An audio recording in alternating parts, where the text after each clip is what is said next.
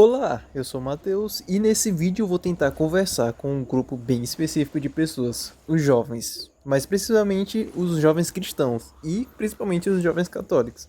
Bom, para começar nossa conversa eu te digo, você está perdido. Digo como uma pessoa que vive isso, você está perdido, nós estamos perdidos. Parece que às vezes nós esquecemos quem é o nosso Pai. Nós somos filhos de um Deus misericordioso o suficiente para nos perdoar mesmo quando nós o ofendemos. E sim, nós ofendemos eles todos os dias, pecamos todos os dias, falhamos em ser bons cristãos. E talvez o real problema não seja o pecado em si, e sim que nós paramos de nos importar com ele. Ora, se fosse em 1500 por aí, era inadmissível você pecar assim por vontade própria sem medo das consequências. As pessoas tinham um temor a Deus que hoje em dia não existe mais. Hoje nós damos mais atenção para as coisas terrenas do que as eternas. Hoje, você tem que escolher entre manter sua fé ou se deliciar com as coisas do mundo. Hoje em dia, você é bombardeado de tentações a todo momento. Bebedeira, libertinagem, pornografia, masturbação, vaidade, ostentação, coisas que quando batem no seu corpo dão prazer. Mas depois que o prazer acaba, só vem o vazio, a culpa e o desprezo por si mesmo. A sensação de que você é impuro e quase sempre vem com as mesmas falsas promessas. Senhor, eu nunca mais faço isso, eu prometo, essa última vez, Senhor, me perdoa. Dessa forma, nós só estamos abusando da misericórdia de Deus. Não está se arrependendo verdadeiramente. Você ainda ama as coisas do mundo, ama os prazeres e não quer renunciar deles. Você quer amar a Deus, ser renunciar dos pecados. Quantas vezes erramos? Quantas vezes nós prometemos mudar e mesmo assim falhamos? Eu tô falando isso não por ataque, dizendo que você é um ser humano imundo e que vai pro inferno. Não, não, não. Longe de mim, eu tô longe de ser o santo. Eu sou um pecador assim como você, e dos pecadores eu sou o pior. Eu tô falando isso para te alertar. Ninguém tá aqui para te condenar. A sensação de vazio não pode te preencher. O mundo pode até te condenar, mas apenas um homem. O homem que derramou sangue, morreu, suportou todo o fardo da humanidade para poder te salvar. Tudo isso por você. Então, da próxima vez que você se sentir tentado, lembre-se da mão, a mão ensanguentada. Lembre-se da cruz, do sacrifício. Porque se ele suportou tudo isso por você, significa que você também pode suportar todas as tentações por ele. Quando seu corpo pedir prazer, você dá dor e oração. E uma dica, você não precisa lutar contra o mundo sozinho. Sempre que você se sentir tentado, chama o nome do nosso Senhor Jesus Cristo, peça a intercessão da Virgem Maria e vença a tentação. E se por acaso você cair, tudo bem, o justo cai 7 vezes, mas se levanta. Mas não se afaste de Deus por você achar indigno, é exatamente isso que o demônio quer. Você peca e ao invés de se arrepender, você se afasta. Não, quando você cair, ele vai te levantar. O problema não é cair, é continuar no chão. Confesse seus pecados a Deus. Peça perdão. Como Jesus disse à mulher adúltera, vá e não peques mais. Se confesse e volte para o caminho. Ser bom não consiste em cometer falhas, mas a vontade de se corrigir. O diabo tem uma cartada genial, que primeiro é mentir dizendo que você é fraco e que nunca conseguirá vencer aquele pecado. Principalmente nessa fase em que não somos 100% independentes, mas também não somos mais dependentes dos nossos pais. Essa é a fase em que somos mais vulneráveis. O cérebro humano só se desenvolve por volta dos 25 anos. Até lá, a sua tomada de decisão não é lá das melhores e tende a priorizar o que dá mais prazer. Primeiro, o diabo te convence que você é fraco, depois ele te manipula a pecar, depois ele olha na sua cara e te condena. Não tente dialogar com o diabo, porque ele é mais inteligente que você. E como diz a famosa frase, o diabo já tentou enganar até Jesus, imagine você que é burro. Você está numa luta, uma luta contra si mesmo, e é óbvio que sua mente e seu corpo vão priorizar o prazer imediato. Mas cabe a você mostrar para o seu corpo e para sua mente que quem manda é a sua alma. Porque o espírito está pronto, mas a carne é fraca. Não deixe de ganhar um eterno por alguns segundos de prazer. Eu sei que a maioria que está aqui ou está na fase da catequese ou da crisma, mas eu sei também que a maioria que está aí não vai continuar. Vai fazer a primeira Eucaristia, vai fazer a crisma e nunca mais vai pisar numa igreja. E isso é normal, mas não é porque é normal que deve ser o certo. A partir do momento que você faz a primeira Eucaristia, você está comendo o corpo de Cristo, bebendo seu sangue.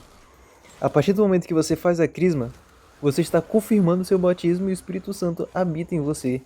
Cristo está habitando em você, então não faça o que eles não fariam. Volte à igreja todos os domingos, confesse e fique em estado de graça. E o mais importante, comungue. Coma o corpo de Cristo e beba seu sangue. Jesus disse: Eu sou o pão vivo que desceu do céu. Quem comer deste pão viverá eternamente. Aquilo não é um símbolo, aquilo é Cristo. Tem a presença real de Cristo. Então, se você tiver pecado mortal e não poder participar da Eucaristia, isso dói, eu sei. Já aconteceu comigo. Mas como diz o padre Tomás de Kempis no seu livro A Imitação de Cristo, não perca seu tempo, vá se confessar e comungue. Jesus disse que nós somos o sal da terra e a luz do mundo. Uma luz que tem que estar em cima para iluminar todos, não embaixo. Como diz no Evangelho de Marcos, quem é que traz uma lâmpada para colocá-la debaixo de um caixote ou debaixo da cama? Ao contrário, não apanhe um candeeiro, seja a luz de Cristo que habita em você. Estude as histórias dos santos. Deles você pode se identificar e virar devoto. Os santos não eram perfeitos. Eles caíram, mas voltaram a Deus. E nunca se esqueceram de Deus. Estude a sua fé. A defenda. Não com orgulho soberbo para se achar em cima das outras religiões. Não. Você está na igreja que Jesus Cristo fundou. O seu dever é tentar converter as pessoas, trazer as pessoas, mas antes você deve se encontrar, você deve se consertar. Você não vai conseguir salvar o mundo antes de se ajudar. Não seja só mais um pescador de peixes, seja um pescador de homens. Não seja só mais um católico, seja o católico. E para a conclusão eu digo, você é filho de um Deus. Haja como seu pai. Antes de tomar uma decisão difícil, pense o que Jesus faria nessa situação. Tome cuidado com suas amizades, zele pelo seu relacionamento. Encontre a sua vocação, leia a Bíblia, reze o Santo Texto todos os dias. Assim que você acordar, esquece o celular, faz o sinal da cruz e agradece. E voltando pelo que eu falei lá no começo, você não se perdeu, apenas se desviou e nunca é tarde demais para voltar. E se você voltar, você está no caminho certo. Nunca é cedo ou tarde demais para a santidade. Você ainda pode se tornar um santo.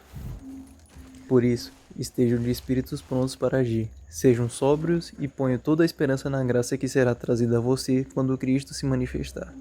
Como filhos obedientes, não devem mais viver como antes, quando eram ignorantes e se deixavam guiar pelas paixões. Pelo contrário, assim como é santo Deus que vos chamou, também vocês tornem-se santos em todo comportamento. Porque a Escritura diz: sejam santos, porque eu sou santo. Você pode fazer a diferença na vida de alguém, sabia? Cristo pode te entregar tudo aquilo que o mundo não dá.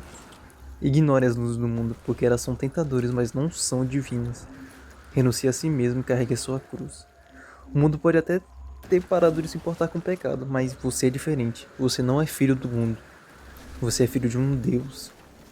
Tenha um temor de Deus, mas não medo. E sim um amor, o amor na sua presença. Mas não fique só nisso, vá mais longe. Participe da missa todos os domingos, da confissão, da Eucaristia.